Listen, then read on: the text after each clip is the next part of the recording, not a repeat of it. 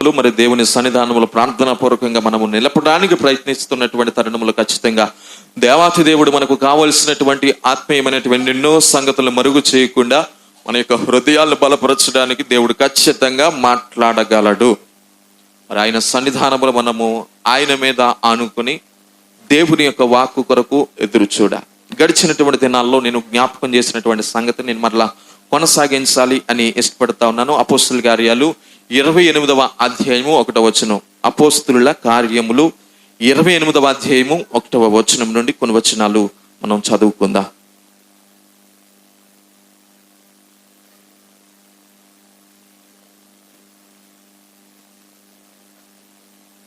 మేము తప్పించుకుని తర్వాత ఆ ద్వీపము మెలితే అని తెలుసుకొంటిమి.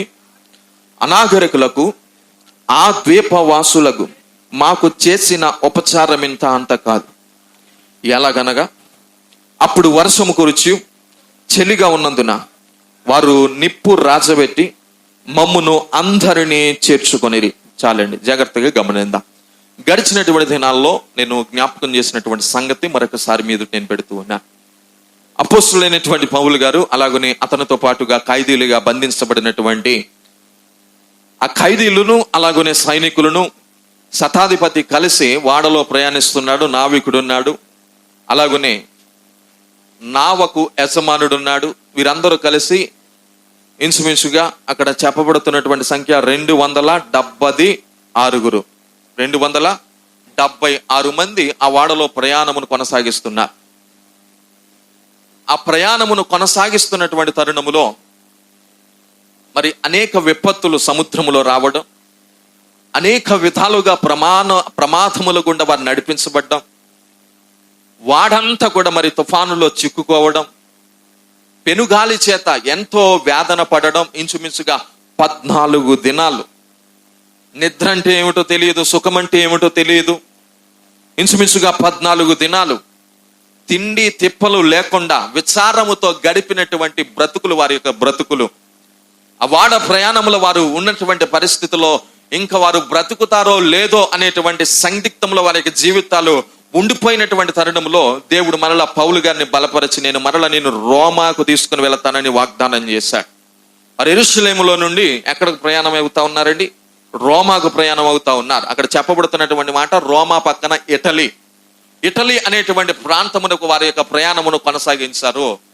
ఆ ప్రయాణమును కొనసాగిస్తున్నటువంటి పరిస్థితుల్లో ఇంచుమించుగా సగం దూరం వచ్చారంట. ఎంత దూరం వచ్చారండి? సగం దూరం. మీరు బైబిల్ చివరిలో ఒక మ్యాప్ ఉంటుంది. అపోస్తులుడైనటువంటి పౌలు గారు ప్రయాణం చేసినటువంటి ఆ యొక్క ప్రదేశాలన్నీ కూడా ఆ మ్యాప్ లో మీకు కనబడతాయి. 66 పుస్తకాలు చివరి భాగంలో ఒక మ్యాప్ ఉంటుంది. జాగ్రత్తగా ఆ మ్యాప్ మీరు గమనిస్తే పౌలు గారు ఏ ప్రాంతము నుండి ఏ ప్రాంతములకు ప్రయాణం చేస్తారు అనేటువంటి విధానం అక్కడ మీకు కనబడతా ఉంటుంది. ఆ యొక్క విధానంని మీరు జాగ్రత్తగా ఆలోచించగలిగితే అపోస్తుల కార్యాలు 27వ అధ్యాయంలో వారు ఇటలీ వెళ్ళాలనుకున్నారు. ఎక్కడికి వెళ్ళాలనుకున్నారండి? ఇటలీ వెళ్ళాలనుకున్నారు. ఆ యొక్క ప్రయాణములో చాలా రకాలైనటువంటి సమస్యలు వారు ఎదుర్కొన్నారు. వారు ఎదుర్కొంటున్నటువంటి తరుణములో దేవుడు వారిని అంతకంతకు బలపరుస్తున్నారు. ఎందుకు అంటే దైవజనుని ద్వారా వాడలో ఉన్న వారందరూ కూడా క్షేమము పొంది ఉన్నారు. దైవజనునికి దేవుడు వాగ్దానం చేశాడు, నేను నిన్ను రోమాలో మరల సువార్త ప్రకటించేటట్లుగా చేస్తాను అని దేవుడు వాగ్దానం చేశాడు. ఈ మాటను మరలా వాడలో ఉన్న వారందరికీ కూడా చెప్పి మీరు ఇలా 14 దినముల నుండి తిండి గాని ఆహారం గాని మీరు నీళ్లు గాని ఏమీ కూడా తీసుకోకుండా మీరు వేసారిపోయినటువంటి పరిస్థితుల్లో మీరు ఉండిపోయారు అని వారందరికీ వాదార్పునిచ్చి వారికి చక్కగా భోజనాన్ని పెట్టించినటువంటి విధానం, మరల వారిని బలపరిచినటువంటి విధానం అక్కడ కనబడతా ఉంది. ఎట్టకేలకు మెలితే అనేటువంటి ఒక దీవి కనబడతా ఉంది.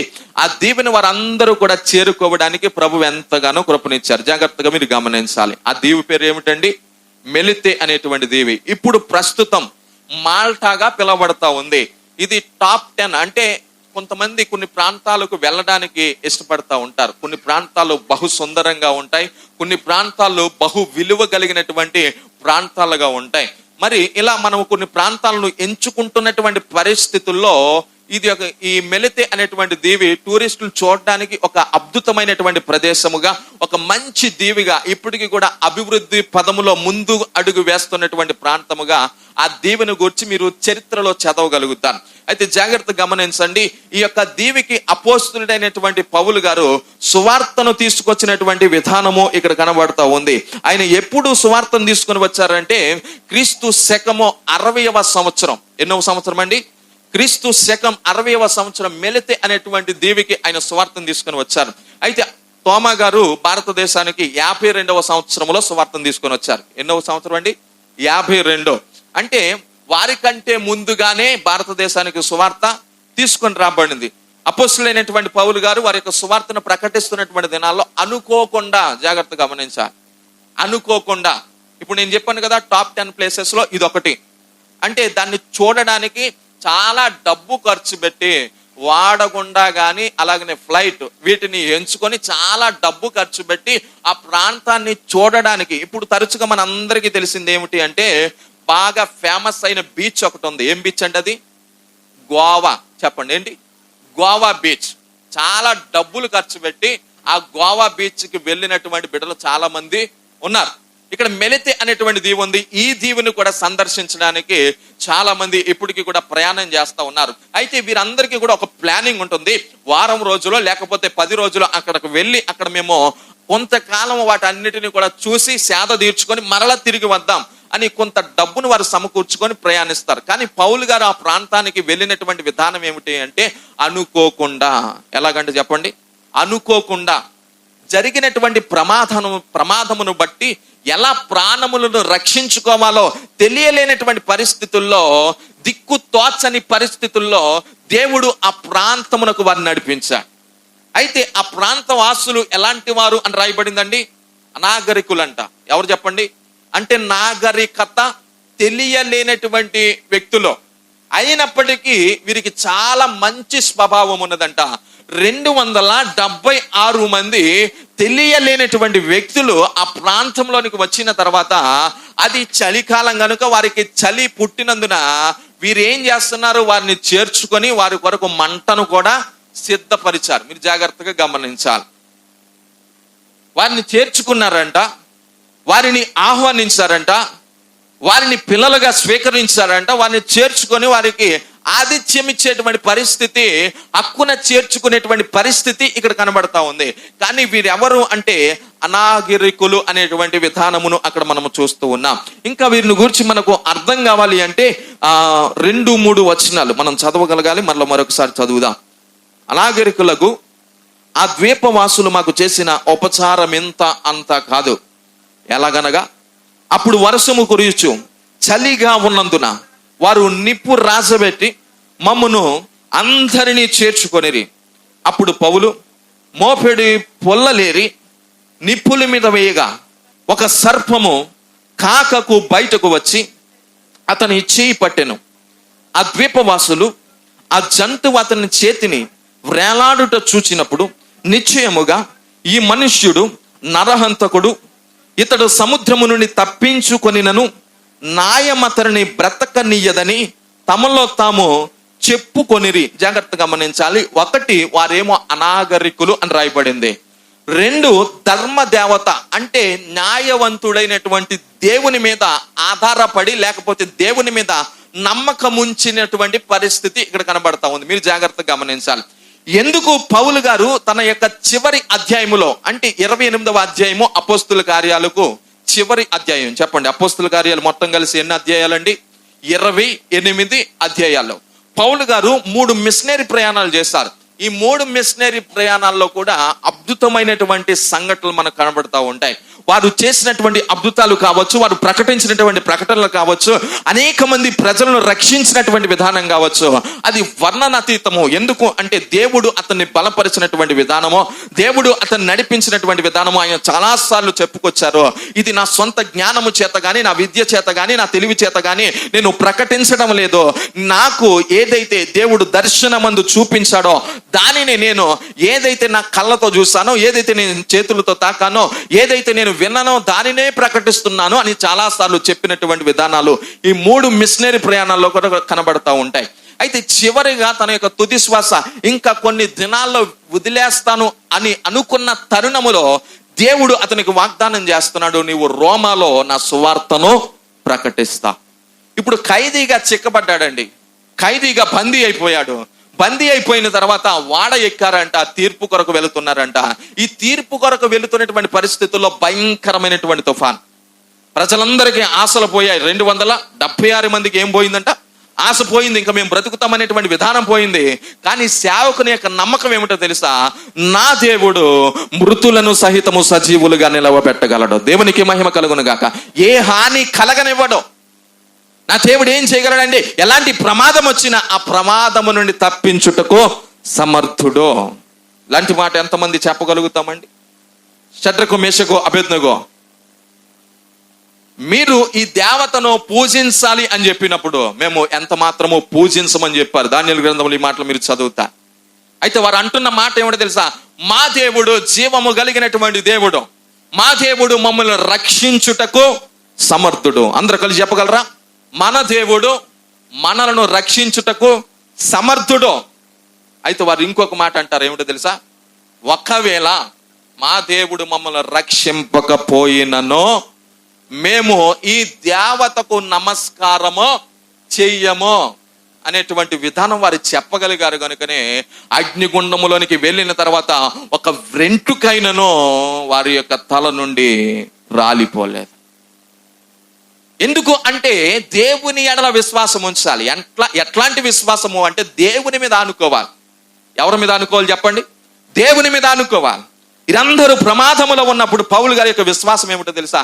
దేవుడు ఖచ్చితంగా మాలో ఉన్న వారెవ్వరికి కూడా హాని కలగనివ్వడు. ఎందుకు? ఆయన వాగ్దానం చేశాడు, వాగ్దానమును ఆయన ఖచ్చితముగా నెరవేరుస్తాడు అనేటువంటి విశ్వాసముతో కొనసాగుతున్నటువంటి తరుణములో బ్రతుకు జీవుడ అని ప్రాణములో అరచేత పట్టుకొని వారు మెలెతె దీవిలో అడుగు పెట్టారు. మెలెతె దీవిలో అడుగు పెట్టిన తర్వాత అక్కడ వాతావరణం అంతా కూడా మరి తేడాగా కనబడతా ఉంది. జాగ్రత్తగా గమనించాలి. అనాగరికులు అంటవారు.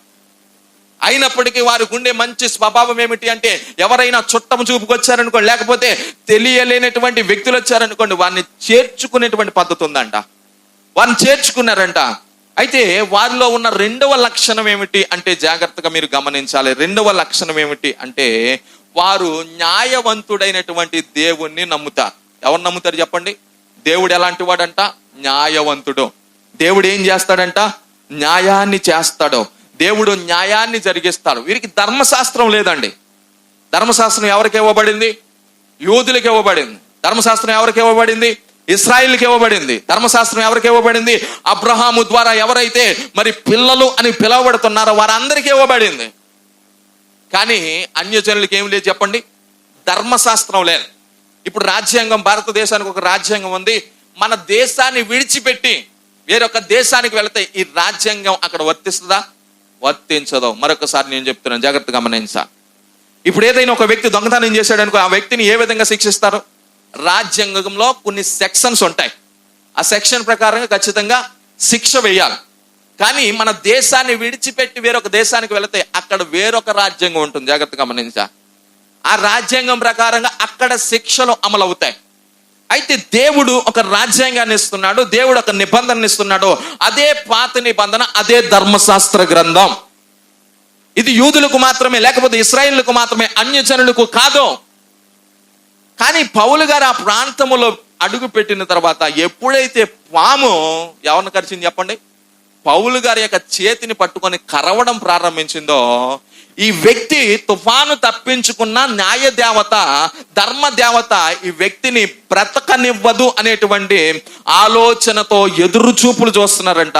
ఇతడు కొంతసేపటిలో చనిపోతాడు అనేటువంటి విధానంలో చూస్తూ ఉన్నారు. జాగ్రత్తగా గమనించండి. మరొకసారి 28వ అధ్యాయంలో అద్భుతమైనటువంటి సత్యాలు రాయబడ్డాయి. ఇప్పుడు ఈ భూమి మీద మనం చాలా మతాలు చూస్తూ ఉన్నాం. ఈ భారతదేశం కూడా చాలా మతాలకు పుట్టినిల్లుగా చెప్పబడతా ఉంది. వివిధ మతాలు ఉన్నాయి, వివిధ సంస్కృతులు ఉన్నాయండి, అనేక మతాలు. ఈ మతాలలో పేరుగాంచినటువంటి 3 మతాల పేర్లు చెప్పగలరా? భారతదేశంలో ఉన్న అనేక మతాలు, ఆ 3 మతాలు మాత్రము చాలా ప్రాముఖ్యమైనటువంటి మతాలు. ఇప్పటికీ కూడా మనం ప్రతిరోజు వింటున్నాం. చెప్పండి, మొదటిగా మన దేశం ఏ దేశం? మన దేశం ఏ దేశం? మన దేశం ఏ దేశం? ఎస్తేరు గ్రంథం 1వ అధ్యాయం 1వ వచనం. ఎస్తేరు గ్రంథం 1వ అధ్యాయం 1వ వచనం. త్వరగా చదవాలి.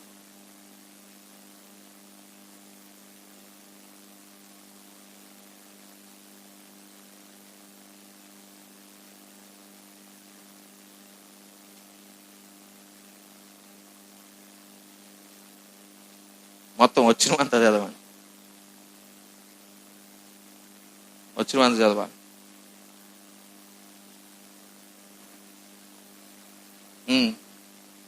జరిగిన చర్యల వివరములు హిందూ దేశము మొదలుకొని కూషు దేశము వరకు. చెప్పండి. మన దేశం ఏ దేశం? హిందూ దేశం. హిందూ దేశములో ఎక్కువగా ఏ మతాన్ని స్వీకరించిన వాళ్ళు ఉంటారు? చెప్పండి. హిందువులు. అందరూ పలకగలరా? హిందువులు. ఏంటి చెప్పండి? హిందువులు. బాబాసాహెబ్ అంబేద్కర్ అన్న మాట ఏమిటో తెలుసా? నేను హిందువుగా పుట్టడం నా తప్పు కాదు, కానీ హిందువుగా చనిపోవడం ఖచ్చితంగా నా తప్పే అని బౌద్ధ మతాన్ని స్వీకరించా. జాగ్రత్తగా గమనించా. బౌద్ధ మతాన్ని స్వీకరించా. ఇప్పుడు ఈ భారతదేశంలో మొట్టమొదటిగా వినబడినటువంటి పదం ఏమిటి చెప్పండి? హిందుత్వం. హిందుత్వం ఇది మతముగా వీరు భావిస్తున్నారు, కానీ ఇది మతానికి సంబంధించినటువంటి పేరు కాదు, దేశానికి సంబంధించినటువంటి పేరు. ఇజ్రాయెల్ కంట్రీ ఉంది, ఇజ్రాయెల్ దేశం ఉంది.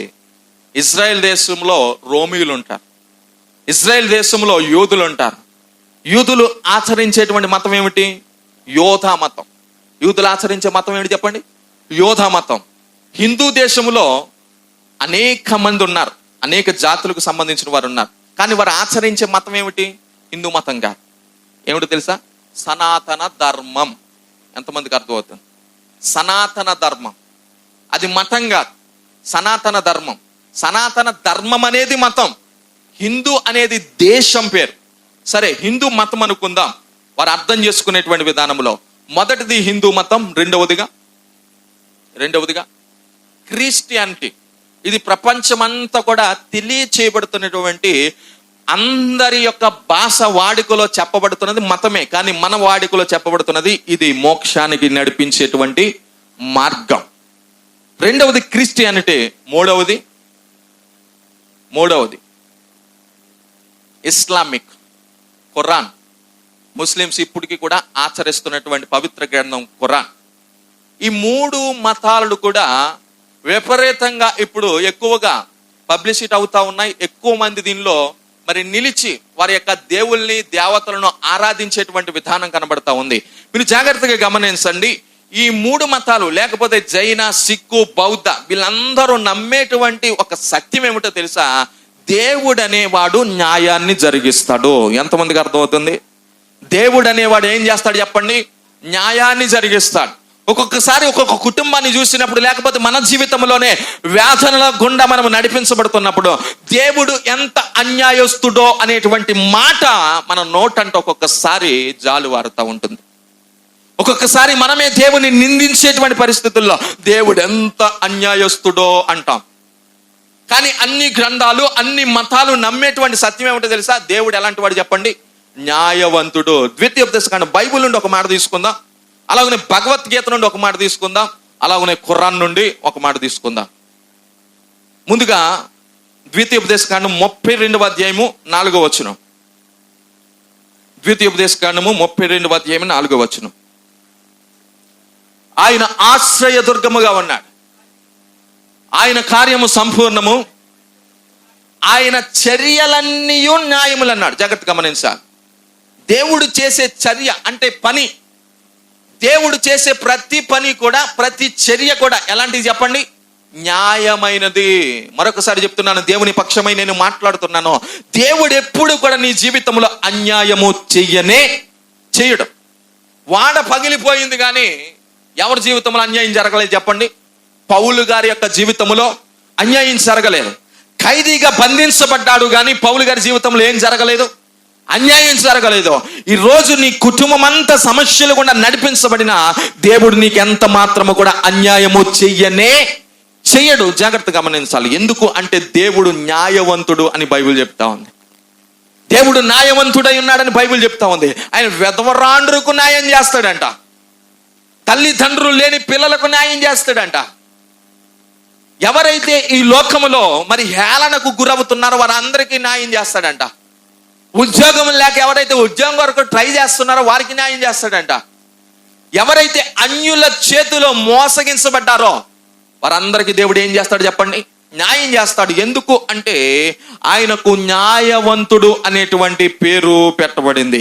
తర్వాత భగవద్గీత చాప్టర్ వచ్చేసి 4 అండి, 4వ చాప్టర్ వెర్స్ 7 ఇక్కడ ఒక శ్లోకం చెప్పబడింది. ఆ శ్లోకాన్ని మనము జాగ్రత్తగా గమనిస్తే మీరు అర్థం చేసుకోవడానికి ప్రయత్నించండి.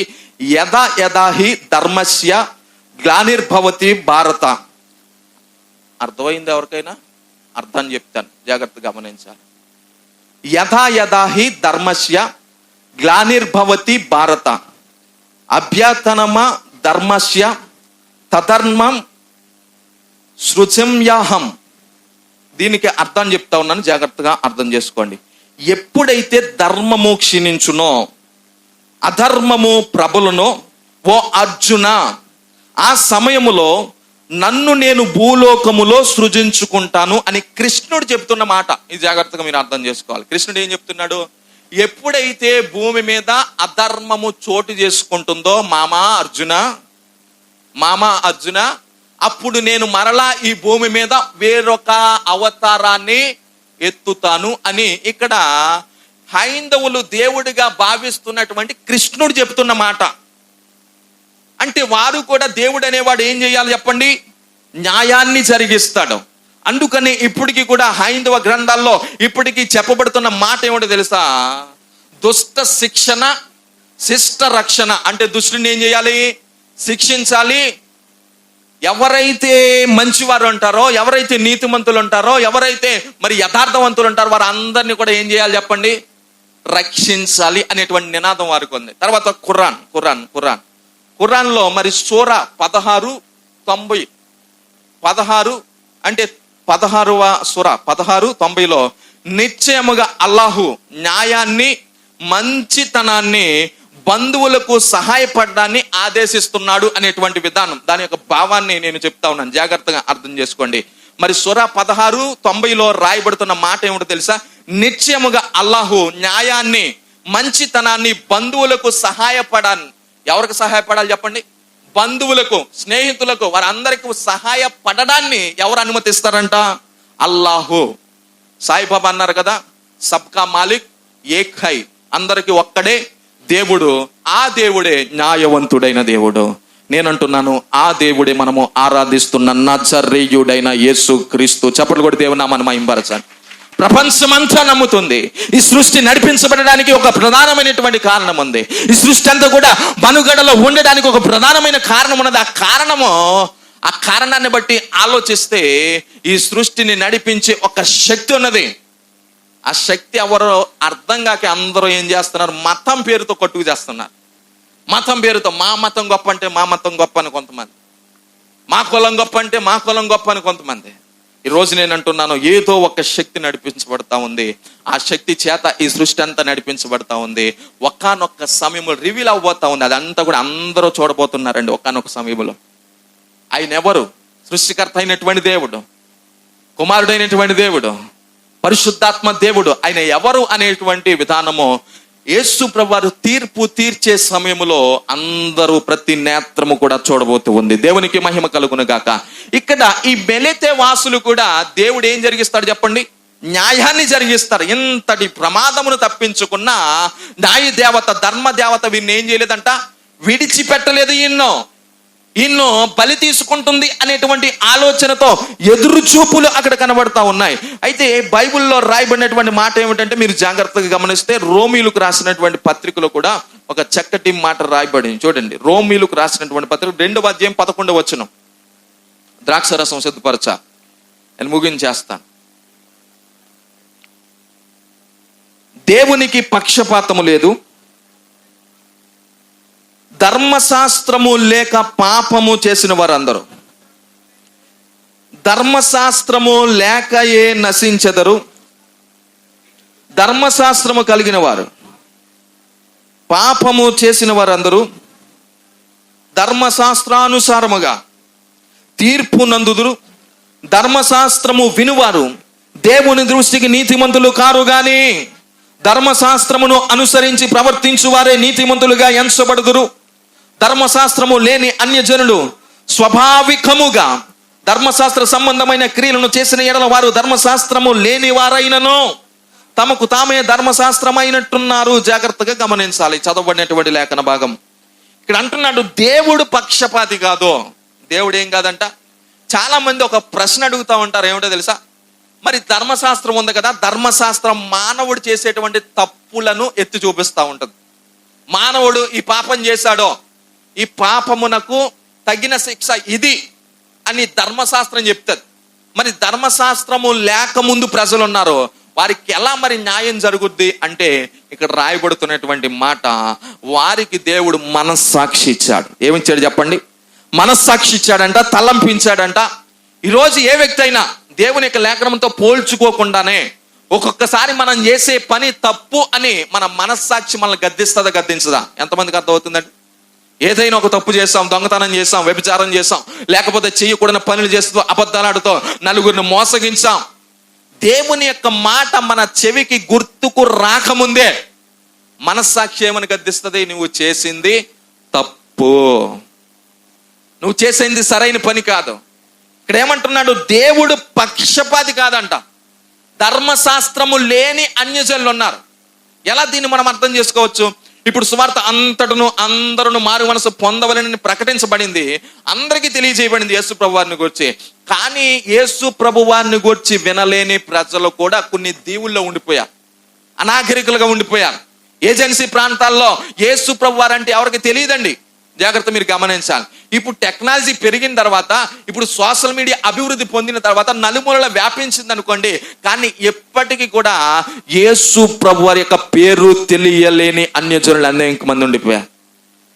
మరి వీరు కూడా చనిపోతారు కదా, వీరు కూడా మరణం అయిపోతారు కదా, వీరు కూడా పాతి పెట్టబడతారు కదా. పాతి పెట్టబడిన తర్వాత మరి దేనిని బట్టి వీరికి తీర్పు తీర్చబడుతుంది?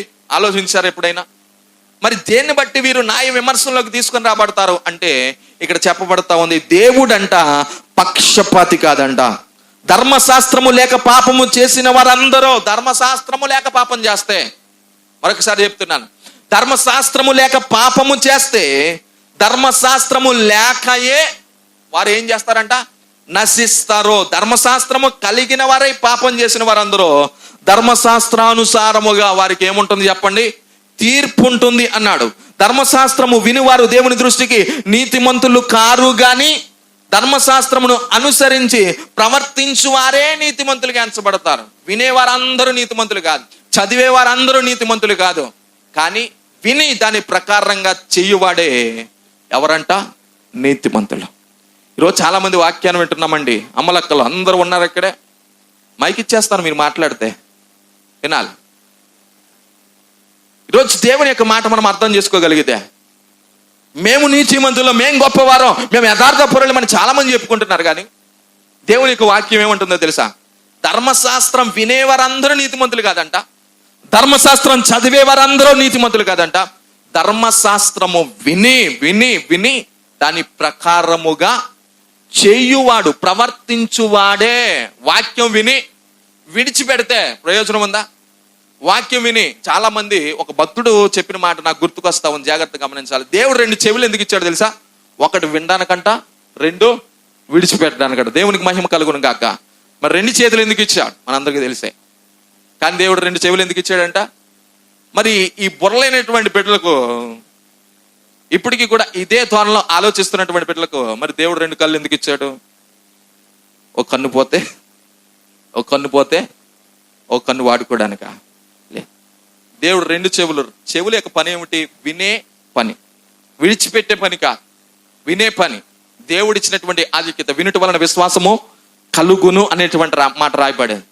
కనుక ఈ 2 చెవులు దేవునికి ఎందుకు ఇచ్చాడంటే, వినాలి, వినిన దాన్ని విడిచిపెట్టకుండా హృదయంలో పదిలిపరుచుకోవాలి, పదిలిపరుచుకున్న దాన్ని సాధన చేయాలంట. సాధన చేయాలి, తన పనిలో నిపుణత కలిగిన వారిని చూచితివా? అతడు ఎక్కడ నిలబడతాడు? రాజులు ఎదుటి నిలబడతాడు, అల్పులు ఎదుటి కాదంట. నైపుణ్యత కావాలంటే మనము ఏం చేయాలి చెప్పండి? ప్రతిరోజు, సార్ నేను కీబోర్డ్ నేర్చుకుంటున్నానండి, సార్ నేను ఫలానా పని నేర్చుకుంటున్నానండి అంటే రోజు ఏం చేయాలి? సాధన చెయ్యాలి. ఏం చేయాలి చెప్పండి? సాధన చెయ్యాలి. పని నేర్చుకోవాలి. పని నేర్చుకుంటే నైపుణ్యత వస్తుంది. పని నేర్చుకుంటే ఆ పనిని అద్భుతంగా చేయగలుగుతాం. పని నేర్చుకుంటే ఆ పనిలో మనల్ని కొట్టేవాడే ఉండడు. అందుకనే ఎవ్వరు చేయవలసిన పని వాళ్ళు చేయాలంటారు. కార్పెంటర్ పని ఎవరు చేయాలి? కార్పెంటరే చేయాలి. ఆ పని వేటగాడు చేశాడు అనుకోండి, ఎలా ఉంటుంది? మేస్త్రి పని వేటగాడు చేస్తే గోడకు వాళ్ళు వల్ల కట్టవలసిన సింకులన్నీ దేనికి కడతారు? దేనికి కడతారు? ఆ గోడలన్నీ ఎలా ఉంటాయి? పూర్వకాలంలో కట్టేవారు మట్టితో అలికేవారు. దేంతో అలికేవారు? మట్టితో అలికేవారు. ఇంత స్ట్రైట్ గా ఉండదు, అది ఇలా తిరిగి అలా తిరిగి ఎలా తిరిగి. ఎర్ర సముద్రం ఎట్లా ఉంటుందో, ఒక పాయ ఎలాగైతే ఆ సముద్రంలో వచ్చేటువంటి పాయ ఎట్లాగైతే ఎలా చీలిపోతుందో, ప్రవాహం ఎలాగైతే ఉంటుందో, ఆ గోడలు మట్టితో అలికిన గోడలు అలా ఉంటాయి. ఎందుకు? దానికి మేస్త్రులు ఎవరో? ఈ తల్లిలే. దానికి మేస్త్రులు ఎవరో? పొలలో అమర్చి మట్టి తెచ్చి మట్టి అలికి దానికి పేడేసి కట్టింది ఎవరు చెప్పండి? వీళ్ళే. కానీ మేస్త్రు చేసేటువంటి పని వేరుగా ఉంటుంది. గోడ ఎంత పై కట్టినా నిలువుగా అలాగూ వెళ్ళిపోతుంది. ఇప్పుడు అందరూ మేస్త్రులు అయిపోయారు, అందుకే గోడలు కొన్ని తేడా వచ్చేస్తున్నాయి, పడిపోతున్నాయి. కాబట్టి మీరు జాగ్రత్తగా ఆలోచించాలి. సాధన. ఈ మేస్త్రిగా పని చేసేవాడు, మనం అర్థం చేసుకోవడానికి చెప్తున్నాను, ఈ మేస్త్రిగా పని చేసేవాడు మొట్టమొదటిగా మేస్త్రి అయిపోడండి. లేబర్ పని చేయాలి. ఏ పని చేయాలి? దీనికి డిగ్రీ అవసరంలా, పిహెచ్డి అవసరంలా, దీనికి గ్రాడ్యుయేట్ అయ్యి ఉండవలసిన అవసరంలా. మొన్న ఎమ్మెల్సీ ఓటు వేయాలంటే ఏమై ఉండాలి? గ్రాడ్యుయేట్ అయి ఉండాలి. కానీ దీనికి ఏం అవసరంలా? ఏం ఉండాలి? సాధన చెయ్యాలి, పని నేర్చుకోవాలి. ఈ లేబర్ ఏం చేస్తాడో? మేస్త్రి గారు చేసిన పని అంతా చూస్తాడో, ఆ పని అంతా చూసిన తర్వాత ఇటుకు మీద ఇటుకు ఎలా పెడుతున్నాడో, సిమెంట్ ఎలా కడుతున్నాడో, అలాగనే ఎలా కొలతలు కొలుస్తున్నాడు, వీటన్నిటిని చూసిన తర్వాత దాన్ని సాధన చేసిన తర్వాత పెద్ద మేస్త్రి అయిపోతాడు, 1000 రూపాయలు పట్టుకుపోతాడు. మరొకసారి ఆలోచించాలి. సాధన కావాలి. ఈరోజు వాక్యాన్ని వినడంతో మాత్రమే కదంట, ధర్మశాస్త్రాన్ని విని వారందరూ నీతిమంతులు కాదంట, విని దాని ప్రకారముగా చేసేవారు నీతిమంతులు అని రాస్తా ఉన్నాడు. దేవునికి మహిమ కలుగును గాక. చూడండి, ఇక్కడ రాయబడినటువంటి 14వ వచనం, ధర్మశాస్త్రము లేని అన్యజనులు స్వాభావికముగా ధర్మశాస్త్ర సంబంధమైన క్రియలను చేసిన ఎడల వారు ధర్మశాస్త్రము లేని వారైనను తమకు తామే ధర్మశాస్త్రమైనట్టున్నారు. ధర్మశాస్త్రం లేకపోయినా ధర్మశాస్త్రము ఏదైతే చెప్పిందో అది చెయ్యగలిగితే, ఎంతమందికి అర్థమవుతుంది ఈ మాట? ఈరోజు హైందవులకు ధర్మశాస్త్రం లేదు, కానీ ఎవరైనా ఆపదలో ఉంటే వారు కూడా ఆదుకుంటున్నారు. ఈరోజు హిందువులందరూ చెడ్డ వాళ్ళని నేను చెప్పనండి. మన బంధువులు ఉన్నారు, మన స్నేహితులు ఉన్నారు, మన తల్లిళ్ళు ఉన్నారు. హిందువుల్లో అందరూ చెడ్డవారని మనం భావించవలసిన అవసరం లే. కొంతమంది మాత్రమే చెడ్డవారుగా ఉన్నారు. నేను రాజమండ్రి ప్రాంతంలో ఒక మీటింగానికి వెళితే ఒక హైందవ సహోదరి మరి ఎంతటి ప్రేమను కనపరుస్తూ ఉందో తెలుసా? ఎంతటి ఆప్యాయతను కనపరుస్తూ ఉందో తెలుసా? మరి ఆమె ఇంటిలోనే ఆతిథ్యం ఇచ్చింది. ఆతిథ్యం ఇచ్చిన తర్వాత మీరు ఒకవేళ మీ దైవ సేవకునికి భోజనం పెడితే ఒక వాటర్ బాటిల్ చేతికిచ్చి కడుక్కోమని చెప్తారు, లేకపోతే చంబుతో నీళ్లు వేస్తారు. ఆమె ఏం చేసిందో తెలుసా? కంచంలో ఉన్న నా 2 చేతులు పట్టేసుకుంది. ఆ 2 చేతులు పట్టేసుకొని నీళ్లు పోయడమే కాదు, ఈ చేతులను పట్టుకొని కడిగేస్తుంది ఆమె చేతులు అనుకున్నట్టుగా. నేను వెంటనే లాగేసుకుని, అమ్మా ఇది తప్పురా, ఇలా చేయకూడదు అన్నాను. ఆమె ఏడుస్తూ, నాకు దేవుడు అంటే చాలా ఇష్టం అండి, మా కుమార్తె జీవితం ఇలా ఉంది, నా కొరకు ప్రార్థన చెయ్యండి, నాకు దేవుడు అంటే చాలా ఇష్టం అని కన్నీటితో విలపిస్తా ఉంది. ఎంతటి ప్రేమ చూపిస్తా ఉంది. హైందవ సమాజానికి సంబంధించినటువంటి ఒక తల్లి, హైందవ సమాజమునకు సంబంధించినటువంటి ఒక బిడ్డ. ఎందుకు అంటే వారి యొక్క మనస్సాక్షి ఏదైతే చెప్తుందో దాని ప్రకారంగా చెయ్యాలి అనేటువంటి ఉద్దేశం ఉంది. ఇక్కడ అంటున్నాడు కదా, ధర్మశాస్త్రము లేని వారు, ఒకవేళ ధర్మశాస్త్రమునకు సంబంధించినటువంటి క్రియలో ధర్మశాస్త్రం ఏదైతే చెప్పిందో, మంచిని బోధించింది, మంచిగా ఉండమంది, ఇలాంటి క్రియలే అన్యజనులు ఒకవేళ చేస్తే వారికి వారే ఎవరని చెప్పండి? ధర్మశాస్త్రముగా ఉన్నారు. వారికి వారే ధర్మశాస్త్రమై ఉన్నారు. తర్వాత 15వ వచనం, అట్టి వారి మనస్సాక్షి కూడా సాక్ష్యమిచ్చుచుండగను వారి తలంపులు ఒకదాని మీద ఒకటి తప్పు మోపుచు లేక తప్పు లేదని చెప్పుచుండగను ధర్మశాస్త్ర సారము తమ హృదయములయందు వ్రాయబడి ఉన్నట్టు చూపుచున్నారు. జాగ్రత్తగా గమనించాలి. ఏది తప్పో ఏది ఒప్పో మనస్సాక్షి కూడా ఒకనొకసారి ఏం చేస్తుందంట? గద్దిస్తుంది. ఎవరి దగ్గరైనా ఒక 100 రూపాయలు ఓరకనే తీసుకోవాలని అనిపించదంట మంచి మనస్సాక్షి కలిగిన వారైతే. మంచి మనస్సాక్షి లేదనుకోండి, ధర్మశాస్త్రం ఉన్న వీళ్ళకి ఏం రాదు చెప్పండి? మార్పు రాదు. సొంత వారైనా తెలియకుండానే ఏదో ఒక బండి కొండానికి తీసుకుని వెళ్తే ఎంత నొక్కేస్తారు? 5,000 నొక్కేస్తారు. ఏదైనా హాస్పిటల్కి తీసుకుని వెళ్తే సొంత వారైనా సంఘస్థులైనా ఒక 10,000 నొక్కేస్తారు. ఇది ధర్మశాస్త్రం ఉన్న ధర్మశాస్త్ర ప్రకారంగా చెయ్యలేనటువంటి మనస్సు ఉన్నది కనుక అన్యాయాన్ని జరిగిస్తున్నటువంటి విధానం ఉన్నది. కానీ ధర్మశాస్త్రము లేకుండానే దేవుడు ప్రతి ఒక్కరికి మొట్టమొదటిగా మనస్సాక్షినిచ్చాడు. ఎంతమందికి అర్థమవుతుంది? ప్రతి ఒక్కరికినండి. ఏది తప్పో ఏది ఒప్పో ఏది చెయ్యాలో ఏది చేయకూడదో ఈ మనస్సు ఏమంటుందో తెలుసా? నీవు చేసే పని సరైనది కాదు, నీవు నడిచే ప్రవర్తన సరైనది కాదు అని ఈ ధర్మశాస్త్రం ప్రతి దినము కూడా మనలను హెచ్చరిస్తూ ఉంటుందంట. ఇలాంటి వారిని గురించి చెప్పబడుతున్నటువంటి మాటలు మనము చదివా. వారికి వారే ధర్మశాస్త్రం అయి ఉన్నారు. వారికి వారే దేవుడు వారిని ఏ విధంగా నడిపిస్తాడో ఇక్కడ చెప్తున్నాడు. గనుక మన దేవుడు ఎవరు కాదు అంటే ఆయన పక్షపాతి కాదు అనేటువంటి విధానం రాయబడింది. దేవునికి మహిమ కలుగును గాక. చూడండి, అపోస్తుల కార్యాలను ముగింపులోనికి వచ్చాను. 28వ అధ్యాయము 3 నుండి 6 వచనాలు ఒకసారి టప త్వరగా చదవా. అప్పుడు పౌలు ఏం చేశారు చెప్పండి? ఆ ప్రాంతంలోనికి వచ్చారంట. మరలా ఒక స్టోరీ కింద చెప్తాను. జాగ్రత్తగా అర్థం చేసుకుంటా. ఒక కాకి ఉందంట, ఒక పిచ్చుకుందంట. కాకి పిచ్చికి ఎక్కడికి వెళ్ళా? ఏడకెళ్ళా? చెరువు కొట్టుకెళ్ళా? తోటకెళ్ళి ఏం తెచ్చాయి? జాంపళ్ళు తెచ్చాయి. ఈరోజు నేను ఒక మాట అడుగుతున్నాను. ఈ కథ రాసిన వాళ్ళు ఎవరమనేది తెలియదు, చిన్నప్పటి నుండి వింటూనే ఉన్నాం. కాకి పిచ్చికి స్నేహం చేసినట్టుగా ఎక్కడైనా మీరు చూసారా? 1/2 నిమిషమైనా పడుతుంది, దానికి 1/2 సెకండ్ అయినా పడుతుందా? ఎలక్కి పిల్లికి పడుతుందా?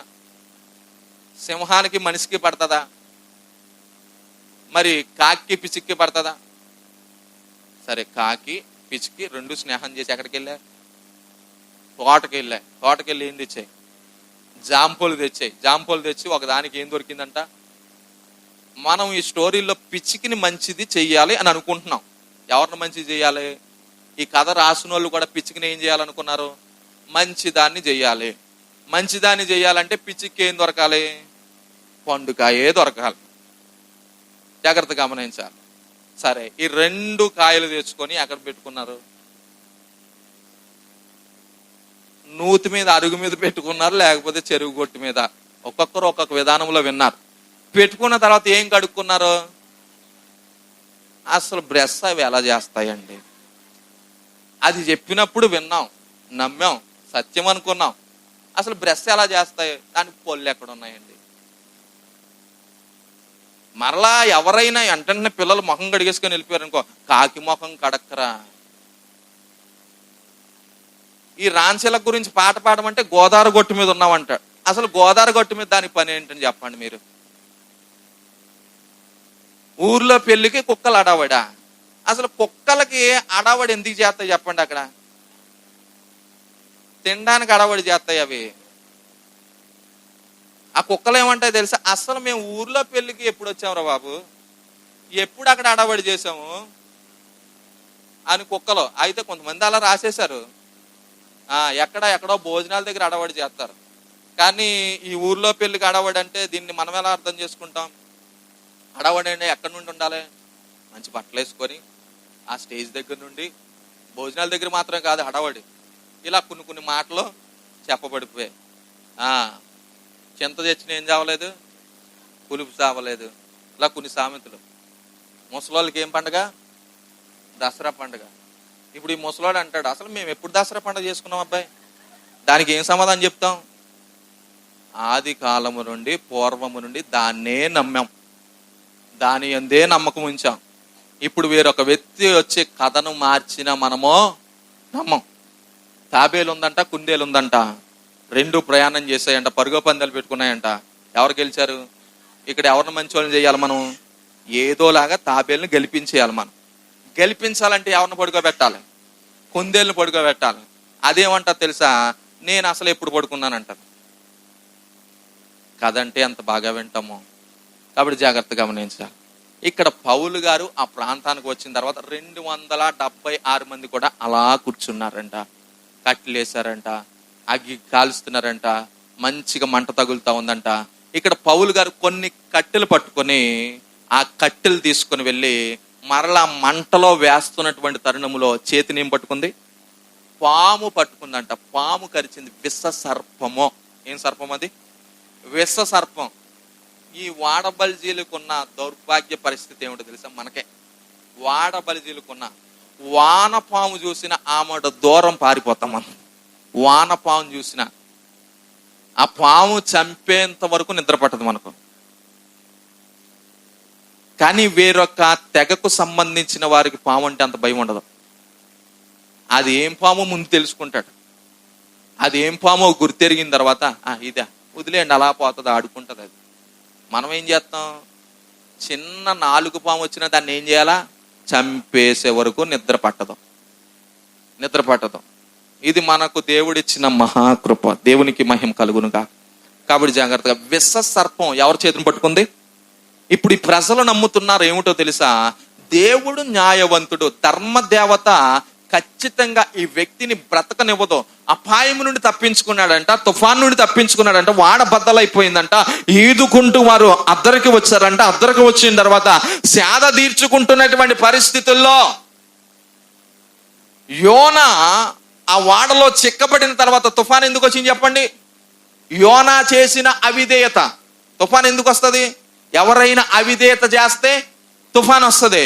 ఈ వ్యక్తి తర్వాత ఆ తుఫానులో నుండి రక్షించబడిన తర్వాత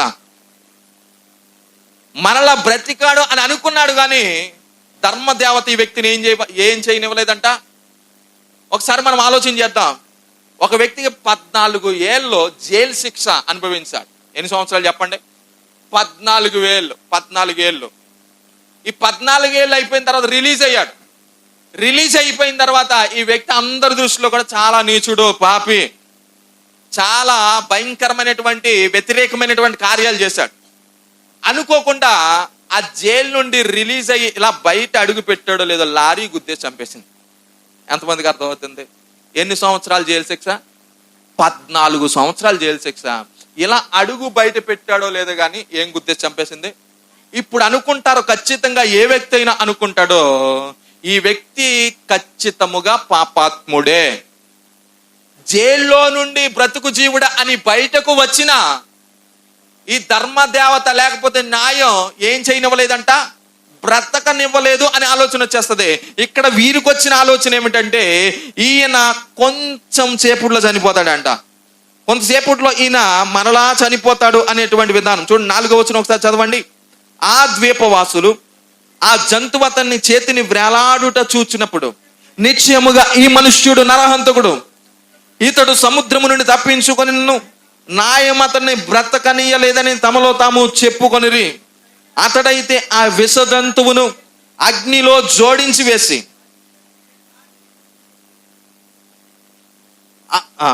5వ వచనం, అతడైతే ఆ విష జంతువును అగ్నిలో జాడించి వేసి ఏ హానియు పొందలేదు. వారు అతని శరీరము వాచునో లేక అతడు అకస్మాత్తుగా పడి చచ్చునో అని కనిపెట్టుకొని చుండిరి. చాలాసేపు కనిపెట్టుచుండిన తర్వాత అతనికి ఏ హానియు, జాగ్రత్త గమనించాలి, చాలాసేపు కనిపెట్టిన తర్వాత అంట అతనికి ఏ హానియు కలగకుండుట చూచి వారి యొక్క అభిప్రాయాన్ని మానుకున్నారంట. ముందేమనుకున్నారు? ఇతడు ఎలాంటి వాడంట? ముందేమనుకున్నారండి? అక్కడ రాయబడినటువంటి మాట, శరీరం వాచునో లేకపోతే అకస్మాత్తుగా చనిపోవునో అనేటువంటి విధానములో చూస్తూ అక్కడ చెప్పబడుతున్న మాట ఏమిటంటే, ముందు వాడు ఆ వ్యక్తిని చూసినటువంటి విధానం, ఇతడు పాపం చేసినటువంటి వ్యక్తి, ఇతడు దేవునికి వ్యతిరేకమైనటువంటి దశలో తప్పించుకున్న వ్యక్తి. ఇతడు దేవుని ఎదుట ఒక దొంగగా కనబడినటువంటి వ్యక్తి అనుకున్నారంట.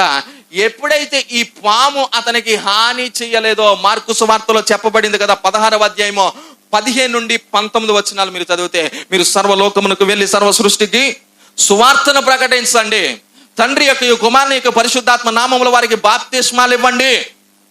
అయితే ఎవరైతే నమ్ముతారో వారికి ఏం కలుగుద్ది అన్నాడు? రక్షణ కలుగుద్ది. నమ్మలేని వానికి శిక్ష విధించబడుతుంది. నమ్మిన వాని వలన ఈ సూచక క్రియలు జరుగును. అవేమిటో తెలుసా?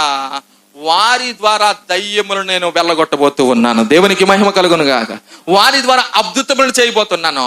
వారు ఒకవేళ పాములను పట్టుకున్న వారికి ఏ విధమైనటువంటి హాని కలగదో. పాములను వారు ఏం చేస్తారంట? పట్టుకుంటారు, ఎత్తి పట్టుకుంటారంట. ఎత్తి పట్టుకున్న వారికి ఏ హాని కలగదో. ఇప్పుడు పౌలు గారి యొక్క చేతిని ఏం పట్టుకుంది చెప్పండి? పాము పట్టుకుంది. వీళ్ళు అనుకున్నారు కాసేపట్లో ఆయన చనిపోతాడా, లేకపోతే చెయ్యి ఏమన్నా వాస్తుందా, లేకపోతే శరీరం ఏమైనా వాచి కొంతసేపట్లో నేల మీద పడి ఆయన చనిపోతాడేమో అనా ఎదురు చూపులు చూస్తున్నటువంటి తరుణంలో ఆ పాము ద్వారా ఏ హాని పొందకుండా పాముని తీసుకొని వెళ్ళి ఎక్కడ పడేసాడు చెప్పండి? మంటల్లో పడేశాడంట. ఈ మంటల్లో పడేసిన తర్వాత ఈ ప్రజలు చూస్తూ ఉన్నారు, సందిగ్ధంలో ఉన్నారు. ఈయన బ్రతికాడు అంటే ఖచ్చితంగా ఇది దేవుని వలన జరిగినటువంటి కార్యం అనేటువంటి విధానంలో ఈయన ఖచ్చితంగా దేవత అని పేరు పెట్టారంట. ఏం పేరు పెట్టారు? దేవత. దేవతే మానవుని యొక్క స్వరూపంలో భూమి మీద అడుగు పెట్టింది అనుకున్నారంట. ఇదే సిచ్యువేషన్ అపోస్తలుల కార్యాలు 16వ అధ్యాయంలో పౌలు శీల కూడా మరి ఒక ప్రాంతమునకు పౌలు శీల ఆ 16వ అధ్యాయంలో ఈ 2 సందర్భాలు కూడా రాయబడ్డాయి. జాగ్రత్తగా గమనించాలి. పౌలు బర్నబా గారు వెళ్ళారు, పౌలు శీల గారు కూడా వెళ్ళారు. అయితే పౌలు బర్నబా గారు వెళ్ళినటువంటి పరిస్థితుల్లో వారికి 2 పేర్లు పెట్టారు, దేవీ దేవతల పేర్లు. యోపతి, హెర్మే అనేటువంటి పేర్లు పెట్టారు. యోపతి, హెర్మే అనేటువంటి పేర్లు. ఇక్కడ ఈ కార్యం ఎప్పుడైతే జరిగిందో ఇంకా ప్రాణాలతోనే ఉన్నాడో గనుక దేవుడే, దేవతే మానవుని యొక్క అవతారం ఎత్తి ఎక్కడికి వచ్చిందంట? భూమి మీదకు వచ్చింది అని అతని మీద విశ్వాసం ఉంచడం ప్రారంభించాడు. తర్వాత కొంత సువార్త ప్రకటించబడింది. మరి అందరినీ ఎలా రక్షించుకున్నాడు, పౌలు గారు ఎలా ఆ యొక్క సువార్త ప్రయాణం ఎలా కొనసాగించారు, ఎలా అద్భుతాలు చేశారో, ఎలా మెలితే వాసులు వారికి సహాయం చేశారు. పౌలు గారు చెప్తున్నారు కదా ప్రారంభంలో, వారు మాకు చేసిన ఉపచారము ఇంత అంత కాదు అన్నాడు. ఎంతటి ఉపచారమో నేను చెప్తాను. వాడను కూడా ఇచ్చారంట. వాడేమైపోయింది? వాడ పగిలిపోయింది, బద్దలైపోయింది. వాడిచ్చారంట, సరుకులు ఇచ్చారంట, కావలసినవన్నీ ఇచ్చి ఏదో సొంత కొడుకులు ఏదైనా దూర ప్రాంతానికి వెళితే తీసుకొని వెళ్ళడానికి కావలసిన సరుకులన్నీ ఏ విధంగా సిద్ధపరుస్తారో ఆ విధంగా సిద్ధపరిచి ప్రయాణమును కొనసాగించమన్నారంట.